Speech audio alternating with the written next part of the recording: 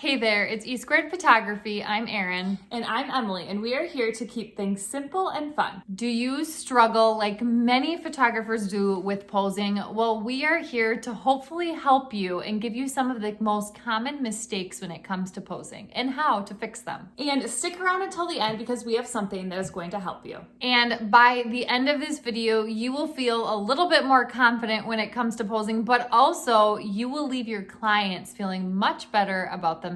And for the best photography tips and tricks, don't forget to subscribe to our channel and hit that bell for notifications of future videos. Okay, posing mistake number 1 is hip placement. So where you actually, when you tell your clients to put their hands on their hips, where are they placing their hands on their hips? So if we take a look at these 3 photos right here, the one on the far left with the girl in the light blue dress has her hand lower on her hip.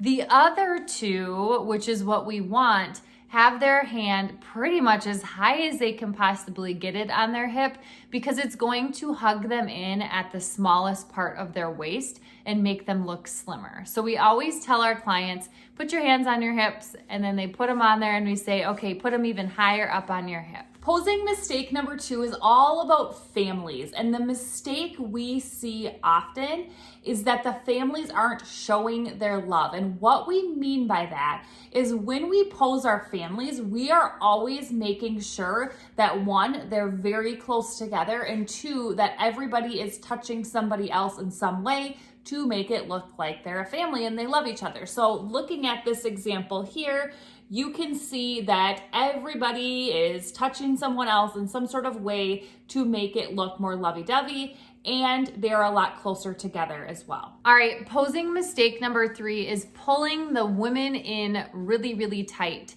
Now, this could be for a couple shot. This could be even for family photos when the guy is standing next to the girl. And so pulling them in tight is going to make them look slimmer, which typically is what they want. So if we look at these 2 pictures here, the one on the left, the woman is not pulled in tight whatsoever. We kind of see like the widest part of her body, the front part of her body. Whereas on the right-hand side, you can see he is pulling her in nice and tight. And we do this for all sorts of poses with couples. We are always telling the guy, and now pull her in nice and tight. Posing mistake number 4 is all about posing guys in general, whether it's with a couple, a family, or just a senior guy. We are always wanting to see their shoulders at the broadest point. So the mistake we see often is that we have guys that are facing this way a little bit. And if you have a slim guy, they are gonna look even skinnier, and they're not going to like the look of them when they're like this versus like this when they're showing off their broad shoulders. So let's look at an example here. So here, this picture of Gavin, if we were to turn Gavin to the side, he would not look nearly as broad and as good as he does in this picture where his shoulders are straight onto the camera. So whenever we possibly can with guys, we are having their shoulders square to us. That doesn't always happen, but for the most part, that's how we pose our guys. And keep in mind, one of the things that we do, which is kind of a bonus tip for you today, is that we send out a questionnaire asking our guys and girls if there are any insecurities they have.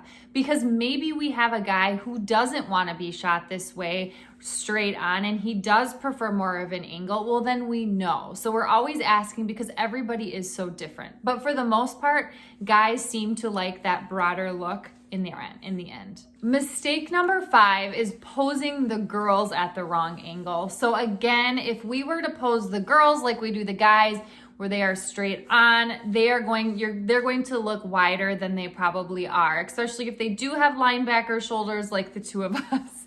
Okay, so what we tend to do with our girls, or moms or grandmas or whatever it might be, depending on the session, is we are making them have a sliver of their body shown versus the whole thing. And so we are angling them typically 45 degrees when they're posing by themselves and when they're posing with somebody else. So you can just take a look at both of these here. They're both angled. It's showing a sliver of their body versus their whole body. Mistake number 6 that we see is the angle that you are shooting or where you're standing in relation to your client. So one thing we really like to do for the majority of our sessions, there's times and places for different angles, but we a lot of times like to stand above, whether it's standing on a step ladder a little bit higher than the client, and we're shooting down.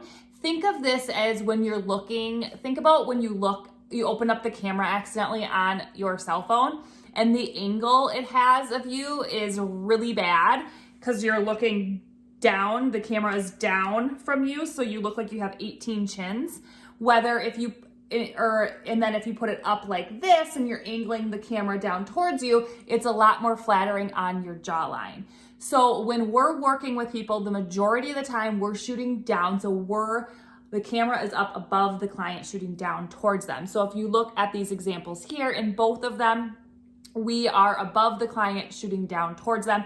Now there are times where it is cool to have a lower angle. If you're doing more of a moody sports shot or something like that, that angle can be very cool as well. Now, we typically use our step stool really only for like our senior clients and sometimes our couples. It can also be a way to get up on that step stool to open your client's eyes up because they're not looking straight to the camera. They actually have to look up at you a little bit. So for those clients who have really squinty smiles like this and they just want their eyes a little bit more open, that's another trick or tip that can help you. The next tip that we want to give you as far as mistakes that people make when it comes to posing is movement. Now, there's a lot of ways you can look at this. For example, if you are using movement and your camera settings are wrong, that could be an issue. However, we are talking about people today really do like a lot of candid, some movement. We're seeing that our seniors like a lot more of that candid shot or just a little bit more movement in our photos. And so we encourage you not to do just those still traditional shots, but also mix in some movement. If you take a look here, you can see on the left-hand side, all we are having her do right now is walk and pull her dress out and swish it back and forth just to add a little bit of movement to that. It's still a pretty traditional look, but it does add a little something extra. And the girl on the right, we are just having her knock her knees back and forth together while swishing her dress, again, to add a little bit more movement. Seniors especially tend to really like these candid shots. And as far as shutter speed goes for these pictures, when we're doing movement, we are usually at the very least, we're at a 1/250. Typically, we're a lot higher, but just to make sure we can get that tack sharp image, we're making sure we're at least at 1/250. The same goes for families as well. We love adding movement. Some of our favorite shots of families are the walking or the kids running, something like that. It just adds a little bit extra to the end result. Mistake number 8 that we see is all about the hands and the fingers. And this comes into play a lot with every type of session you can do. So a lot of times when we are shooting our seniors or our families and it's cold out, we notice our seniors or our families, they start to create fists with their hands rather than just relaxing their hands. So we try to keep a really close eye on that because this is going to look, well, this doesn't look natural right now, but this is going to look a lot more natural than this in a picture. If they're walking and their fists are like this, or even like sometimes we'll catch kids that are like this, we tell them to stick their hands out and relax their fingers. And a lot of times when people are nervous too, they just aren't relaxed and they're just tensing up a little bit more than they typically would. Yeah, so let's look at the examples here. So if you look at the example on the far right of the girl on her belly, you can see that her fist is a little bit tensed up. And so we could have fixed this by telling her to relax her hands. You could see her nails better if she had her nails done or whatever it might be. Versus the two pictures on the left, their fingers are a lot more relaxed, look a lot more natural. It just presents a better image in the end. Mistake number 9 is when we do belly shots. not those kind of belly shots. But when we are shooting our senior girls especially, or even young children at family sessions. So when we are shooting any of our senior girls, for example, a lot of times we shoot them on their belly, or little kids can be also, we always pose them like that as well. One thing that we found out pretty quickly is that when we have them kick their legs up, and a lot of times we have them cross at their ankles, it looks, depending on where we are and what the client or the model is doing with their feet, it looks like the feet are coming out of their head. So if you look at these two images here, the one on the far left, you can see that her bright red heels are coming out of her head. We do not want that. So as you can see on the right here, we had her shift her body and shift her feet a little bit so that her feet don't appear to be coming right out of her head. Posing mistake number 10 is all about the triangles. So we like to look at this as the more triangles you can create with their bodies, the more flattering it's going to look. So let's look at an example here. So the image on the very far left, you can see that there are no triangles within her arms created or even her legs. But if you look at the other images on the right, you can see a lot of triangles with their arms, with their legs, whatever it might be. It's a lot more flattering on the individual and is going to slim them down as well.